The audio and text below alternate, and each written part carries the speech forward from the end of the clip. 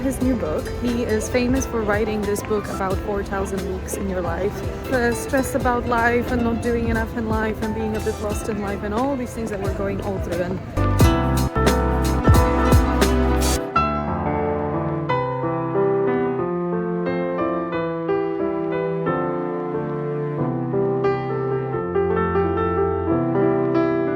hi guys, this is Natalka from Natalka Design. Suddenly it's winter. I don't even know, don't ask me. Oh, by the way, this is a lovely Polish restaurant called Agnieszko, if you're ever in South Ken. So I'm wrapped up because winter decided to come. Suddenly from literally summer, it's winter. But I just went to a super fascinating talk. It's from How to Academy. So bad and so difficult is that it's like there's a gap that you've got to fill of confidence and qualifications and expertise. But if you see that it's never going to feel like you're not winging it, then you might as well do it now, right? I think this phrase "might as well" is quite powerful as well. It's the ultimate motivation. It's like, might as well do it now, might as well, because the time when you feel like it's absolutely perfect, or you know exactly what you're doing is never coming. So Mr. Oliver Burkeman, who's an amazing author, was invited by How to Academy, and he was talking about his new book. He is famous for writing this book about 4,000 weeks in your life and what are you going to do about them, and all sorts of other things that make you rethink your life and, fight your perfectionism and your kind of stress about life and not doing enough in life and being a bit lost in life and all these things that we're going all through, and imposter and whatever else. And he wrote a new book, and I was there for it because I love a clever mind. So yeah, I'm just going to put a few snippets of his talk and basically, a few things that I take out from it. I really liked one of the metaphors where he was talking about we all have certain burdens in life, and that's just a given. And those burdens can often just like freeze us and stop us from doing things and stop us from acting. But actually, he says, what if we could just liberate ourselves by just dropping that burden, just like allowing ourselves to drop the burden because it's so heavy that we might as well just drop it and then find that liberation. So of course he was quoting other people and other authors, so certain thoughts are inspired by other people. By the way, sorry, it's very dark. Suddenly, I promise you it's not so dark in reality. But yeah, I love just how he approaches life in terms of just helping us all understand that we will all forever have to-do lists. We'll never make them happen, really. But people might say, in terms of what you've just said about consequences, that it's a sort of a privileged outlook because you can't live with certain consequences. Someone certain people could not walk away from their job without being, on the street. And right. So how do you overcome that? Well, I think just to dodge responsibility for the answer, I think what Sartre would say, dodging responsibility when Sartre is concerned is especially wrong. But is right. There are choices that you're not going to make, and they're going to be they're not going to be sort of practically makeable. And the less privilege you have, the more of those choices, the more choices are going to be in that bucket of things that you realistically can't. And again, another thing he kind of flips on its head is looking at, rather than to-do lists, is shifting that to create lists of the things that you've already done and achieved. Because none of us is really celebrating that. We just all want to tick off everything every day and constantly just deliver. And he's like, well, let's just shift it for a second and see how you feel when you actually tick off the things that you've done, rather than like it's a given. You're always going to have so many things to do and it's just overwhelming us all and destroying our lives. So there's been just few concepts that I loved, and I visualized them. So I'm going to show you quickly a little animation of that and a visual. And then at the end, he was signing books. But I thought for this one, I want to listen to him, and I'm so glad that he actually is on Audible and he's reading his own book. So that's cool. Oh, that's a better light, Natalia. Maybe I should stand here just for the moment. And yeah, and basically I will pick an Audible book. So I went into the queue to get signatures, and they were asking me, so where's your book? You know, how do you want to, what do you want him to write? And I was like, I don't have a book. I would like to just gift this to him. So I came up, I said hi, I said that I can't wait to listen to the book. I actually can't. And I will just prefer, because it will be just, I think for my brain, these types of storytelling is much better listening than reading. I go through them quicker than reading a book is reality. I wish I could just sit and read, and it's one of those things that he talks about, you know, the things that we want to do and how we feel bad for not doing them. But I would just listen. And yeah, I just sent him the visual, and he seemed really pleased with it. So I'm glad that I could gift something that hopefully captures those few thoughts.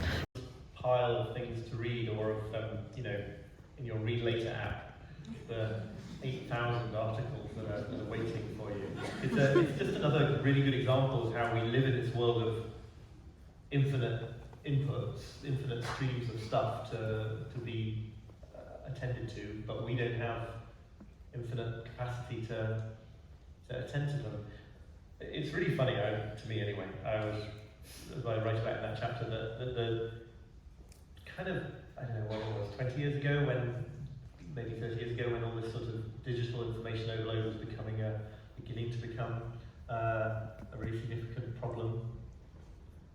Lots of people thought it would go away again, because we get really good filters for the information, right? So instead of just being bombarded with all this nonsense, you'd be able to sort of select the stuff that really mattered to you, and then it'd be easy, right? It wouldn't be a problem anymore, because you just read the things that you really cared about.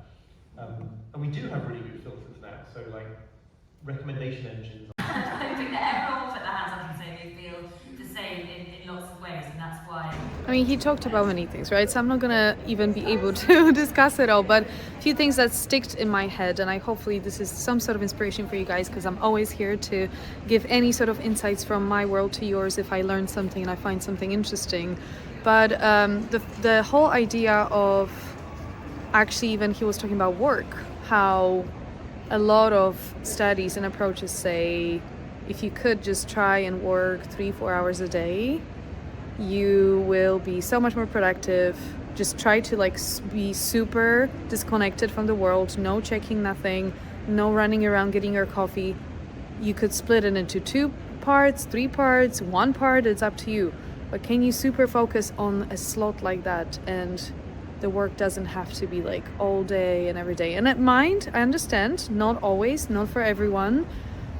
God knows there's days where I'm like, there's so much to do, there's like always something to do. But in general, he's just inviting all these new thoughts just to kind of like look at our lives a bit from outside. And he talks about the, you know, finite concept of life, you know, like literally she asked him, who is this book for? And he's like, well, I wrote this book with an idea for anyone who will die.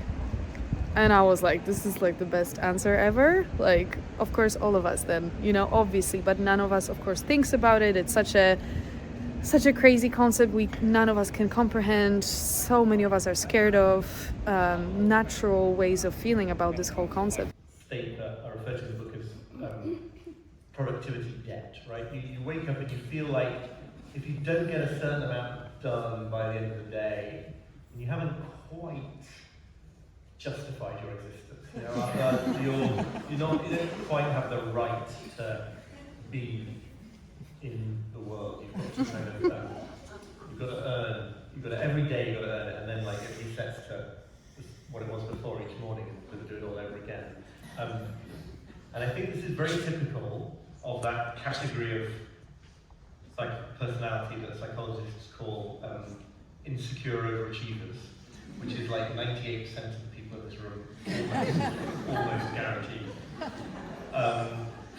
And obviously there's a sort of low-level sense in which you might have a productivity debt if you're. So the way he just puts thoughts and ideas to life seems very refreshing, light, opens up new realms to think about things, and I'm excited. I really want to read it because, and I mean listen to it, because anywhere I can pick a new thought or something that can improve this whole very, you know, kind of now existence and make me feel less overwhelmed or less bad about myself, that I'm not doing enough or whatever in a day. That's one thing that I can definitely relate to. Like he was talking about, there's so many people out there, most of us, unless we do a certain amount of things in a day, we just feel like we're useless, we're not worth being here. Like, what's the point? And like everyone's sitting and just kind of nodding because we all feel that way. And like we created that concept. That's a story that we all tell ourselves. It's not something that was given to us, or not something where someone wrote, for the rest of your life this is how you need to feel, right? So just, I don't know, very cool, very clever stuff. I like stuff like that, anything to do with psychology, brain, behavior, how we look at the world, ourselves, and just kind of question certain things if we can, because no one knows how many weeks we have left or days. I'm into it. So I will share with you the visual, I will share with you the animation, how the visual came together, and I highly recommend check out Oliver Burkeman and his books, and check out How to Academy. They're brilliant. I'm actually going to one more talk next week or something. Yeah, next week. Can't wait. It's going to be about the Body Keeps the Score book, which I'm yet to finish. It's a bit of a big read, but I'm committed. So on that note, in this darkness of the night, although it's September, it's not even fully winter, I will love you and leave you. Thank you so much for sticking with me for this random little video, and I'll see you guys very, very soon. Bye!